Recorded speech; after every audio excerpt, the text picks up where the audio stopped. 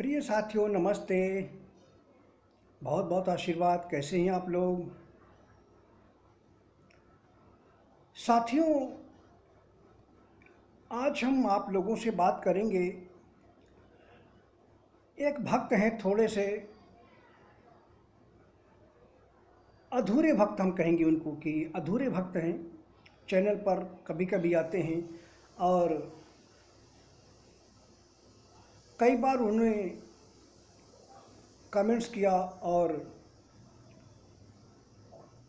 कहा कि प्रभु, हमें पैसे की ज़रूरत है, आप गूगल पे कर दीजिए, 50,000 रुपये की हमें ज़रूरत है। आज भी चैनल पर उन्होंने कमेंट्स किए, तो आज उन्हीं के इस विषय को लेकर आप लोगों से बात करते हैं।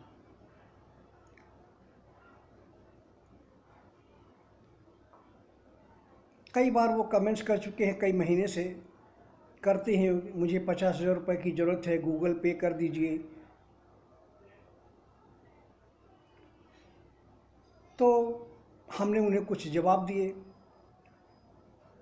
हमने उन्हें बताया कि लॉकडाउन की वजह से मुझे भी आर्थिक समस्याएं चल रही हैं।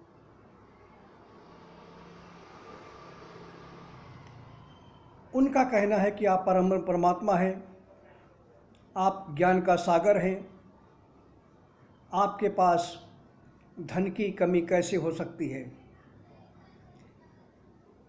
तो मुझे उनका ये सब्जेक्ट विषय अच्छा लगा। मैंने सोचा आप लोगों को भी इस पर बात बताऊं, आप लोगों को भी इस पर एक वीडियो दूं। तो साथियों, सबसे बड़ी बात तो ये है कि जो ज्ञान होता है, जो पूर्ण ज्ञान की हम बात कर रहे हैं, वेद शास्त्र पुराणों से जो परे परम ज्ञान है, मूल तत्व की हम बात कर रहे हैं। जो ज्ञान होता है और जो ज्ञानी होता है, उसका और धन का, लोभ का, माया का वैर होता है। ज्ञानी कभी न माया के पीछे भागता है, न लोभ के पीछे भागता है, न धन के पीछे भागता है।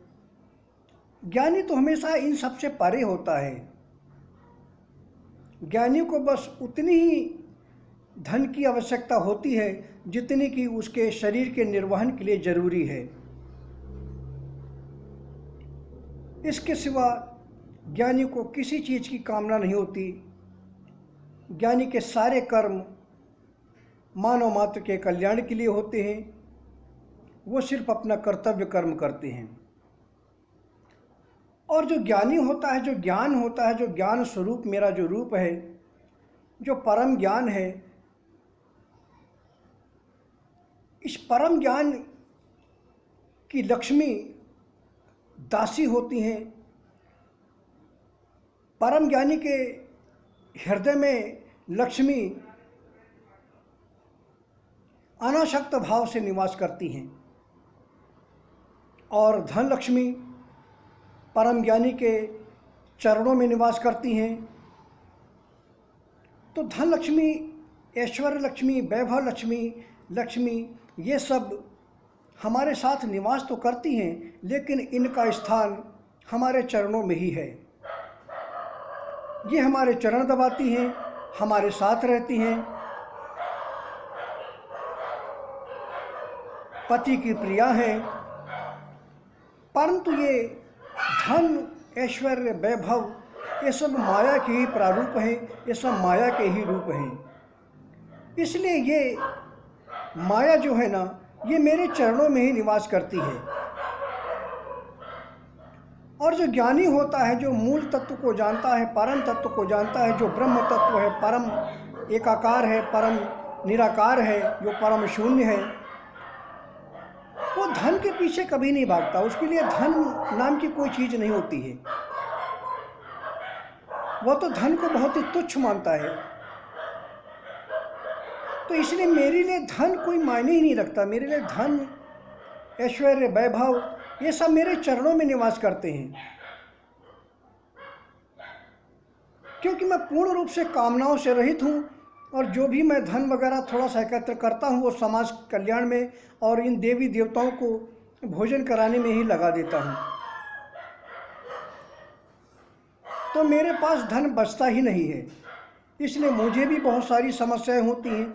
अत्यंत दयालु प्रवृत्ति का होने की वजह से ये देवी देवता, राक्षसगण, धरती के नेता नगरी के लोग कुछ, ये लोग जब मुझसे कहते हैं कि प्रभु हमें खिला दीजिए प्रसाद अपने हाथों का, मेरे पास अरबपति हैं, अरबों रुपए हैं मेरे पास, लेकिन मैं सिर्फ आपके चरणों का प्रसाद चाहता हूँ, मैं आपके हाथों का प्रसाद ग्रहण करना चाहता हूँ। तो फिर मुझे इनकी बात सुननी पड़ती है। इसी तरह से बहुत सारे धरती पर जो नेता लोग हैं, चाहे अमेरिकी राष्ट्रपति हों, चाहे भारत के प्रधानमंत्री हों, चाहे राष्ट्रपति हों, चाहे बाबा रामदेव हों। बाबा रामदेव ने पिछले वर्ष गुरु पूर्णिमा पर हमसे याचना की थी। वो 2-3 बार हमसे कह चुके हैं कि गुरुदेव हमें आपके हाथों का प्रसाद ग्रहण करना है, लेकिन इन लोगों से हम थोड़ा नाराज़ हैं, इसलिए अभी तक वो हमारे प्रसाद को बाबा रामदेव ग्रहण नहीं कर सके हैं। तो सबसे बड़ी बात मैं कंपोज जी के माध्यम से आप लोगों को भी बताना चाहता हूँ कि धन, ये जो ऐश्वर्य वैभव है, ये सब हमारे चरणों में निवास करते हैं।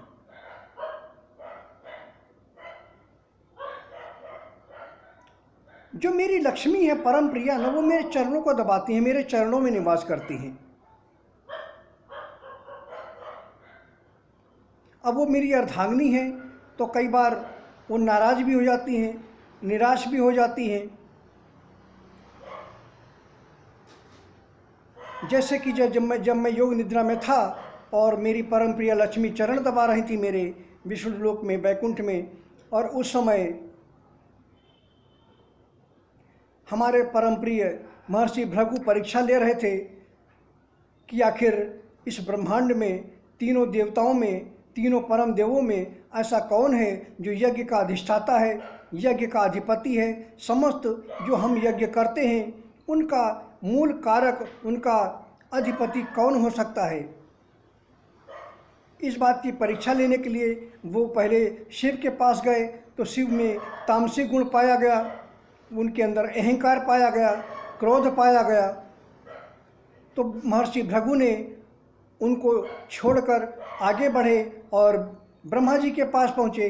ब्रह्मा जी अपने ही दुनिया में मस्त थे, ब्रह्मा जी के अंदर अहंकार की मात्रा थी। ब्रह्मा जी ने अहंकार भरे भाषा का प्रयोग किया। महर्षि भृगु ने उनका भी तिरस्कार कर दिया, उनको भी रिजेक्ट कर दिया, क्योंकि ये एक तमोगुण गुण का प्रतिनिधित्व कर रहा था और ब्रह्मा रजोगुण का प्रतिनिधित्व कर रहे थे। अब बचे विष्णु जी, तो वो वैकुंठ में विष्णु जी के पास गए और वहाँ हमारी परम प्रिय लक्ष्मी जी हमारे चरण दबा रही थी। तो 2 जगह से निराश होकर के वो सीधा विष्णु के पास गए और जब देखा कि विष्णु जी योग निद्रा में हैं और लक्ष्मी जी चरण दबा रही हैं, तो उन्होंने उनको जगाने के लिए उनके सीधा चरणों पर ही, मेरे चरणों पर ही सीधा लात मारी। और जब मेरे चरणों पर उन्होंने लात मारी तो मैं हक बका करके उठ बैठा। और चूंकि मैं ज्ञान स्वरूप हूँ, समस्त माया को देख रहा था, भृगु जी की लीला को भी हम देख रहे थे, तो हमने जब हमारे चरणों, अपने चरणों को उन्होंने हमारे हृदय पर मारा तो हमने उनके चरण तुरंत पकड़ लिए और अत्यंत विनम्रता से हम उनके चरणों को सहलाने लगे और कहने लगे कि हे प्रभु, हमारी कठोर छाती को स्पर्श करके कहीं आपके चरण को दर्द तो नहीं हो रहा है, कहीं आपके चरणों को चोट तो नहीं लग गई है। जब महर्षि भृगु ने हमारी इस तरह की विनम्रता को देखा, अहंकार से रहित हमारे इस भाव को देखा, तो महर्षि भृगु अत्यंत प्रसन्न हुए और हमने महर्षि भृगु को अपने सिंहासन पर बैठाया, उनके चरणों की सेवा की, उनकी वंदना की। बहुत प्रसन्न हुए कि वास्तव में भगवान विष्णु ही ऐसे हैं, हम ही ऐसे हैं जो वास्तव में समस्त जो वेदत्रयी माया है, जो सत्व गुण है, रजोगुण है और तमोगुण है, उससे पूर्ण रूप से परे हैं।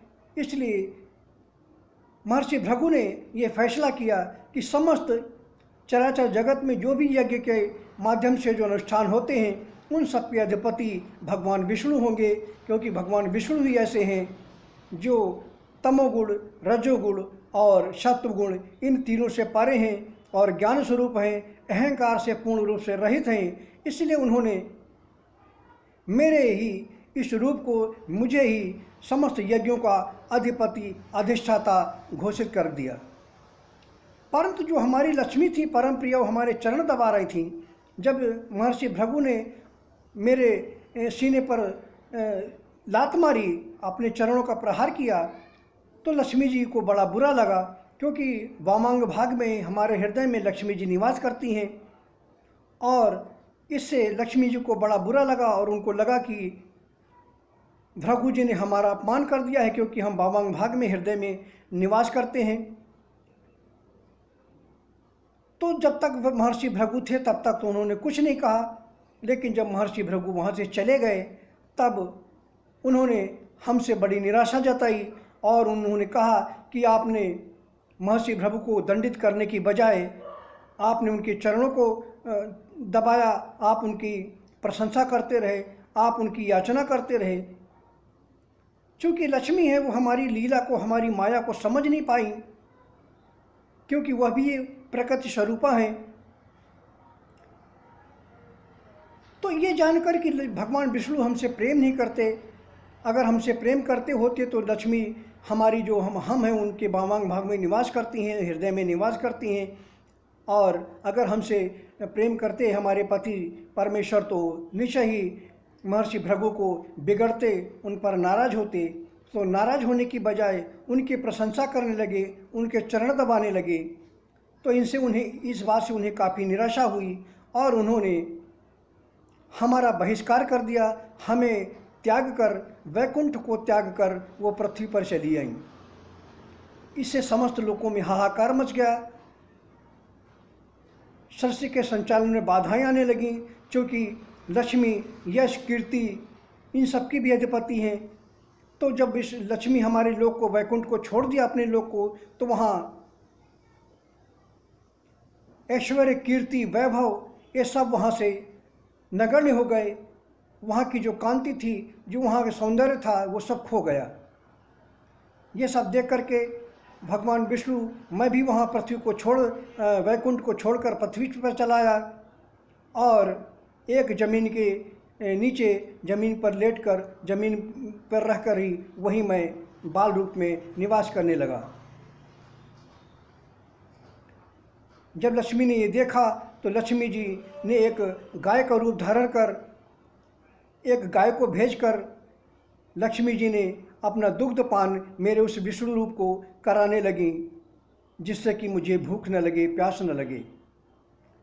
तो ये साथियों लीला है। ये दृष्टांत मैंने उस बहाने इसको भी बता दिया कि किस तरह से जो लक्ष्मी है, जो धन है, जो ऐश्वर्य है, वो मेरे चरणों में ही निवास करता है, मेरे हृदय में निवास करती हैं लक्ष्मी। लेकिन वो मेरी अनन्य प्रिया बनकर रहती हैं, वो धन लक्ष्मी के रूप में मेरे साथ निवास नहीं करती हैं। इस तरह से जो ज्ञान है, ज्ञान का दुश्मन धन है। ज्ञान और धन में, दोनों में वैर है। जहाँ धन की प्रचुरता होती है वहाँ ज्ञान नहीं होता, और जहाँ ज्ञान होता है वहाँ धन की प्रचुरता नहीं होती। इसीलिए आजकल आप लोग देख रहे होंगे कि जो ब्राह्मण जन हैं, जो ऐश्वर्य और वैभव से युक्त हैं, धन से संपन्न हैं, उनके पास ज्ञान नहीं है। और जो जिनके पास वेद शास्त्र पुराणों का ज्ञान है, जो ज्ञान है, वो बेचारे पंडित जन निर्धन हैं, उनके पास धन नहीं है। तो जो ज्ञानी होता है, ज्ञानी के पास धन की हमेशा कमी हो रहती है, क्योंकि वो धन को, ऐश्वर्य वैभव को बहुत ही तुच्छ समझता है। ऐश्वर्य वैभव के कभी उसकी कामना ही नहीं ज्ञानी करता है।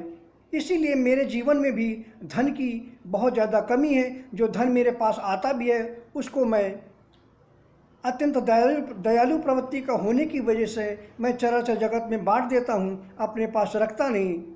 इसलिए मुझे बड़ी समस्या हो जाती है और इस समय भी बड़ी समस्या चल रही है। तो इस तरह की बातें हैं कंपोजी के माध्यम से आप लोगों को भी बताई कि जो ज्ञान होता है, जो ज्ञानी होता है न, ज्ञानी और सुख संपदा धन में, इन दोनों में द्वेष है। ये दोनों एक साथ नहीं रह सकते। जहाँ धन होता है, सुख होता है, ऐश्वर्य होता है, वैभव होता है, वहाँ ज्ञान नहीं रहता। और जहाँ ज्ञान होता है वहाँ ऐश्वर्य, वैभव, दुख, सुख और संपदा ये निवास नहीं करते। यही पूर्ण सच्चाई है। धन्यवाद साथियों।